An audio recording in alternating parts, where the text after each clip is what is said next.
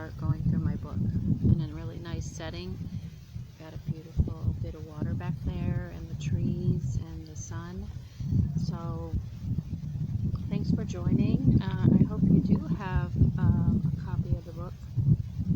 If you don't, just follow along. This channel I decided to do as an inspiration, as an empowerment, and even better if you have the book and we can go through it, together.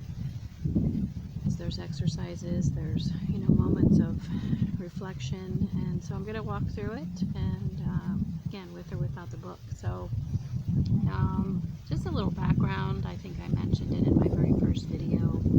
This book was written by me in 2005. It was 15 years of being put on the back burner, or just not having the right publisher, and so I didn't publish it until January of 2020 last year. I think it's divine timing. I believe in that, especially with the state of the world right now. So I think it's divine timing to go through and do some inspirational, empowering videos around it to bring you through the time that you're in, maybe personally or as a whole. So let's get started. I don't want to spend a lot of time on my dedications. I kind of want this book to be almost like an audio book, but I'm doing it in front of you and with you virtually. But I do want to make some comments on my dedications. So, first and foremost, I dedicate it to God. God is the Alpha and Omega.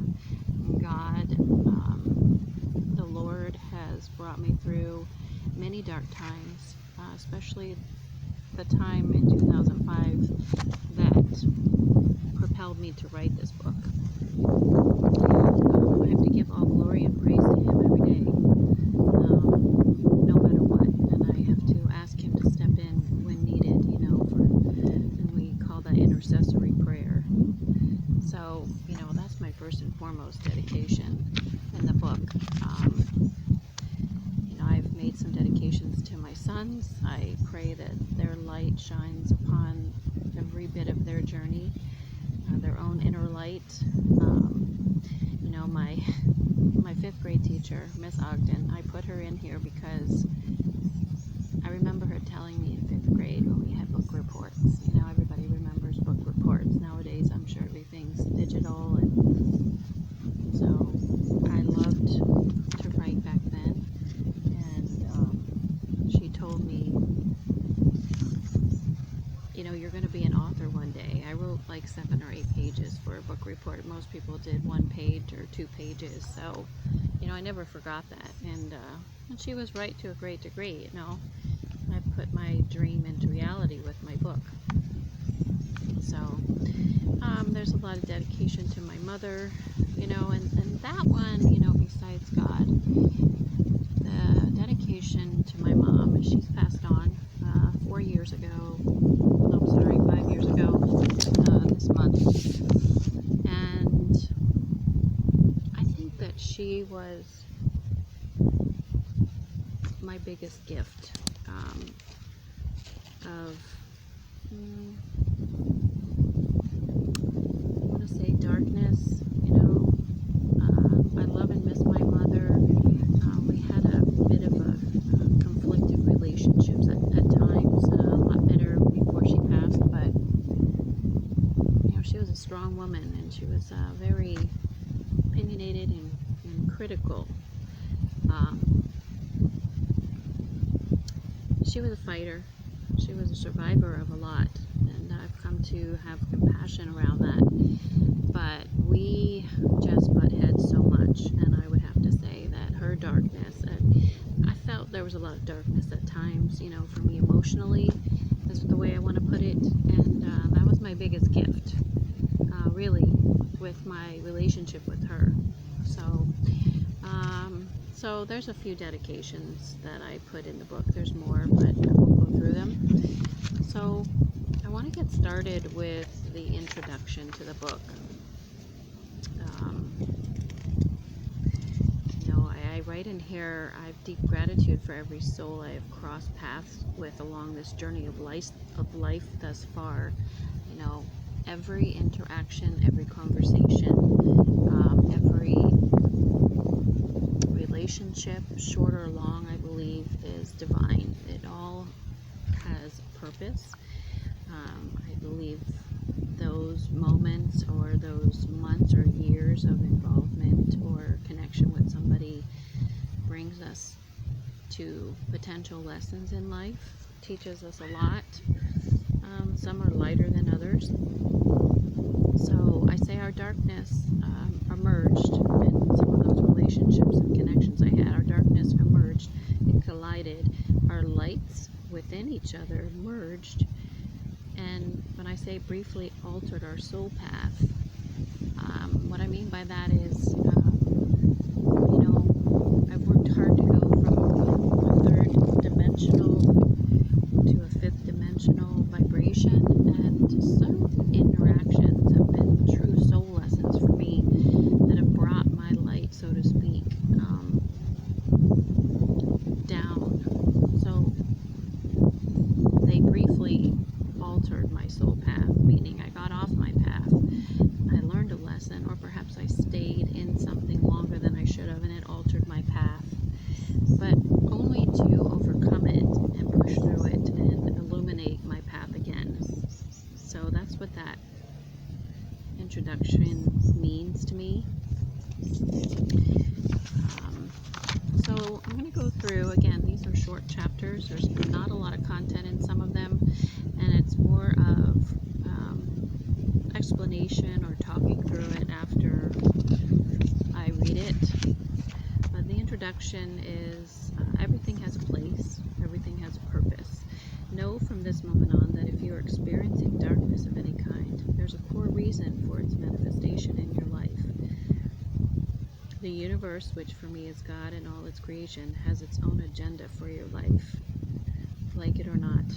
Embracing the darkness as a time of inward contemplation, facing your deepest fears, healing, transforming, and preparing for the renewed life you so deserve is key. So, I do believe that everything does have a purpose. Like I say, everything is divinely timed, in my opinion. And within all those experiences, there's this capturing. Certain things will capture us and keep us there, perhaps longer than we should be there. And again, ultimately, we'll learn a lesson or we won't. I've had a lot of detrimental things that I've allowed to keep going in my life, perhaps because I didn't learn the lesson. It is when we fight the unraveling of our lives, and in an instant we miss the gift.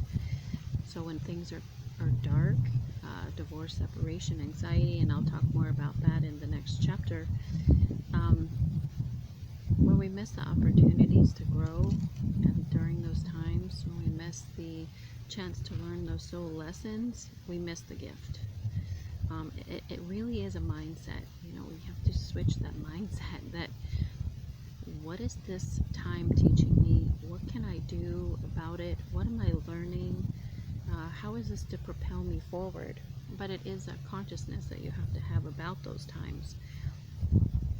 So we're supposed to hold our head up high, we move on, stop dwelling, put a smile on our face. And I say, is that how you really feel in those moments? We can't deny our emotional reactions, our emotional body. We can't ignore. There's a great percentage of people I've met in my life that don't, and I'm sure you guys, have experienced this too, or maybe you're experiencing it yourself. There's a dodging of emotions. It's kind of like that elephant in the room. You don't want to talk about it. You don't want to talk about feelings. Don't want to talk about experiences. Anything that's conflictive, anything that gets you to go to the core is, shied away. They shy away from that. So that's what I mean. We can't just always hold our head up, move on, and not dwell a little bit. if we're having a difficult time. We can't just put a smile on our face every second. It doesn't work that way. You can, fake it till you make it. I'm not a believer in faking it till you make it. I really think we need to get to the core so that we can be joyful and we can be clear and healed and rise above all that. But we have to address it first. So let me go to the next page of the introduction. I say, so what is darkness? I say a few examples: separation, divorce, unemployment, death, disease, addiction, loneliness, and depression, to name just a few. A lot of people this past year can connect with loneliness and depression and unemployment with this pandemic, as I call it.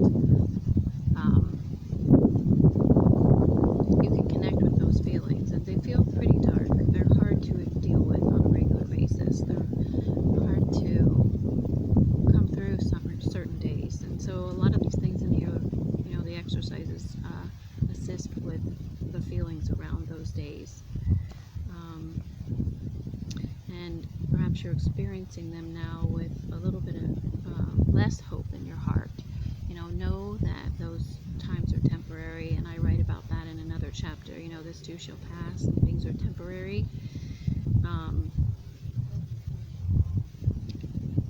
What is really uncommon and more crucial than ever is moving forward while you're experiencing every moment connected to that bit of darkness. It's difficult to move forward and be in your routine or your daily obligations while you're experiencing hurt and anger and grieving and sadness and depression and discouragement and hopelessness. It's hard, and these tools throughout the book, just give you some nourishment and empowerment again to get through those times, knowing that they will pass.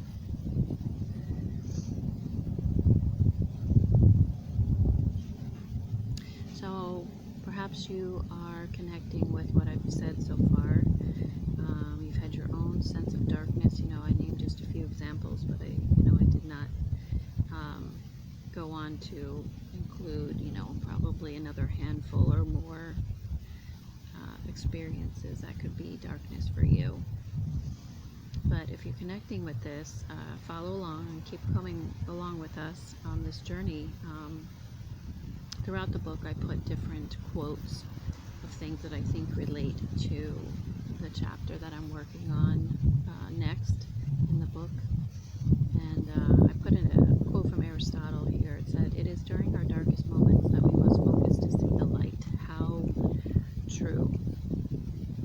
That completely explains the introduction that I just read. During those darkest times, it's a mindset that we have to see the light, the light at the end of the tunnel, as we all know that saying.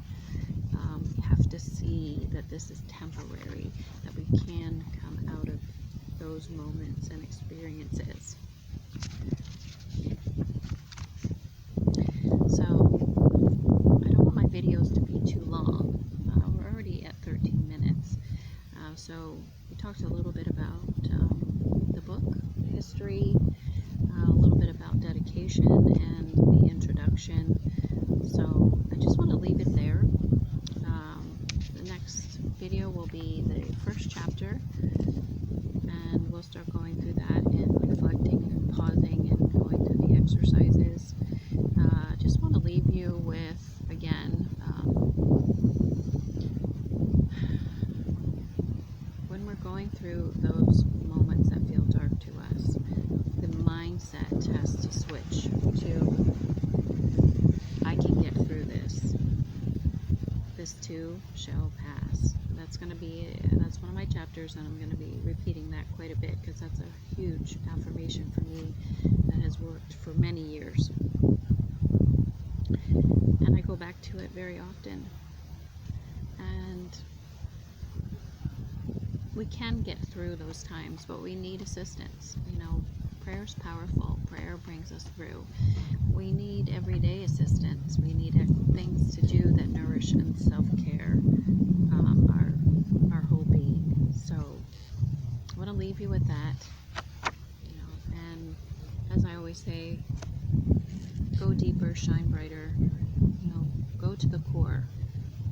care. Don't be afraid to go to the core. Don't be afraid to go to the deeper wounds, the traumas that you've experienced or are experiencing now. When we go deep, we shine bright for ourselves, and we shine brighter for others, and we are moving into the light more and more during this ascension process that this universe is experiencing. We want to raise our vibration. So I wish you a wonderful rest of Friday, beautiful weekend, and comment, subscribe. Let me know your thoughts. Let me know something you might want to talk about within whatever I say on each particular video. Let me know what your thoughts are.